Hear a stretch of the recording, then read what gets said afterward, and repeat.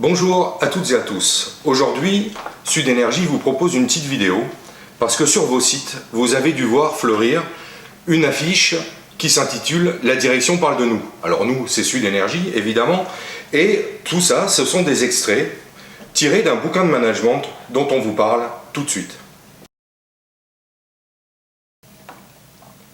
En parcourant ce livre, on tombe sur la page 128. Il y a un chapitre qui s'intitule Facteur 7, la menace représentée par Sud. Alors, je vous fais une petite lecture. Du point de vue des managers, ce syndicat est menaçant à cause de ses revendications, ses modes de fonctionnement parfois insaisissables et l'absence de repères. Sud, terre inconnue, ne se réfère pas aux pratiques habituelles des syndicats DPN. La DPN, pour les novices, c'est la direction du parc nucléaire. Sa culture est différente puisqu'il fonctionne en réseau avec à la fois une grande souplesse et une forte expertise. C'est un syndicat de proximité avec le terrain et les métiers, avec des leaders souvent reconnus comme légitimes professionnellement et innovants sur le plan syndical. Ça termine par ailleurs, il existe une concurrence entre Sud et les syndicats traditionnels, conduisant à une surenchère de la part de ces derniers. Un peu plus loin, sur les pages 141 et 142, un chapitre qui s'intitule « Sud est l'acteur syndical le mieux armé et le plus en phase, le plus à l'aise pour répondre aux points non traités d'un conflit ». Alors, dedans, il détaille, je ne vais pas tout vous lire parce qu'il y a quand même un petit peu beaucoup, mais ils prétendent que Sud est pour l'affrontement et avec lui les conflits à durée indéterminée. Alors oui, le conflit à durée indéterminée, c'est pas obligatoirement un affrontement, c'est ce qu'il faut faire, on sait bien, pour rétablir le rapport de force. Les petites journées de temps en temps, ça nous a pas servi à grand chose depuis 15 ans, on a perdu sur les retraites, on a perdu sur tout. Voilà, effectivement, on le dit à chaque fois, il faut que les luttes soient à hauteur des attaques. Et donc, souvent, à durée indéterminée pour obtenir satisfaction. Ils disent que Sud est corporatiste ou plutôt directement connecté au métier. Alors oui, on est connecté au métier. Bravo les managers de l'avoir souligné, hein, puisqu'on fait passer des revendications par des professionnels légitimes. Voilà, ça la direction le reconnaît aussi. Sud est sans état d'âme vis-à-vis des revendications salariales massives. Ben oui, Sud est un syndicat, ça leur fait drôle, hein, c'est des génies, ils viennent de le découvrir, ils ont frotté la lampe, hop, il y a Sud qui est sorti, et ils n'ont plus l'habitude que quelqu'un revendique. Sud fonctionne en réseau, Sud blabla, Sud blabla, Sud blabla, on les obsède, je vous le dis, on les obsède. Sud cherche à démontrer le pouvoir et le poids que le personnel a sur la performance. Ben oui. Pour nous, c'est le personnel, c'est les salariés qui créent les richesses. Et maintenant, d'autres pépites, et vous allez comprendre tout de suite de quoi il s'agit, puisqu'il s'agit d'un papier qui nous a été envoyé par un cadre parti en retraite, parce que les salariés qui nous donnent des informations, parfois ils prennent des gros risques, et vous allez comprendre pourquoi. La direction envoie des recommandations à son management, et on y trouve des orientations, des actions à mener. Et là, ça parle de nous, encore une fois. Les élections de fin d'année vont être déterminantes pour les années à venir. Les OS historiques sont en très nette perte de vitesse. L'organisation syndicale Sud attise les braises dès que possible.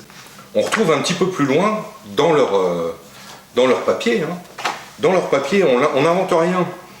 La perte de crédibilité et disparition des acteurs des organisations syndicales historiques vont nous obliger à occuper le terrain sur le champ social en palliatif. Alors cette phrase, elle est importante quand même. La direction s'adresse aux managers en leur disant que, attention, les syndicats historiques, ils sont en perte de vitesse. Et il va falloir que nous, managers, on occupe le terrain sur le champ social en palliatif. Mais qu'est-ce qu'ils sous-entendent? C'est quand même assez bizarre. Donc vous allez comprendre un petit peu plus loin, le risque majeur réel est la perte d'interlocuteurs sociaux. De plus, il convient d'inciter au vote de fin d'année des IRP pour ne pas laisser le terrain libre à Sud.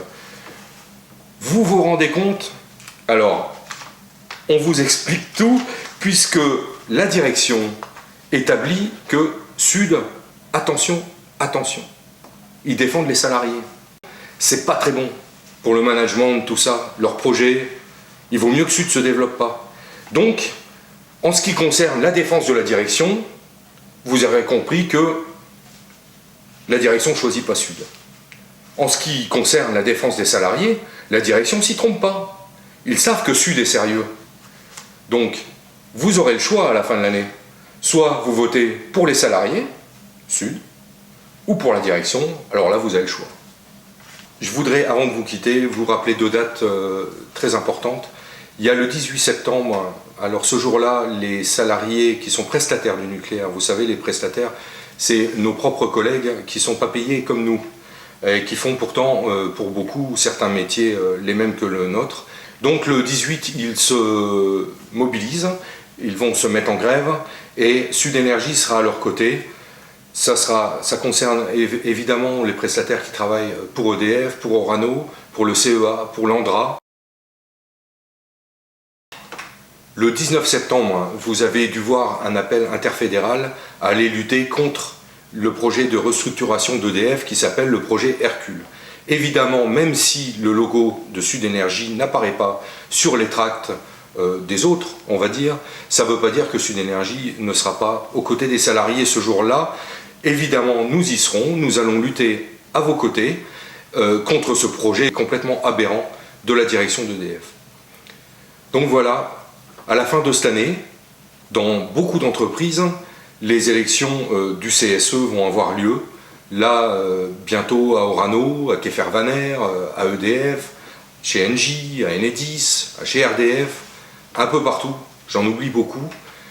Donc, bientôt, il va falloir penser à aller apporter de tout son poids un vote pour Sud Énergie. Vous voyez bien, la direction ne vous le conseille pas, mais presque.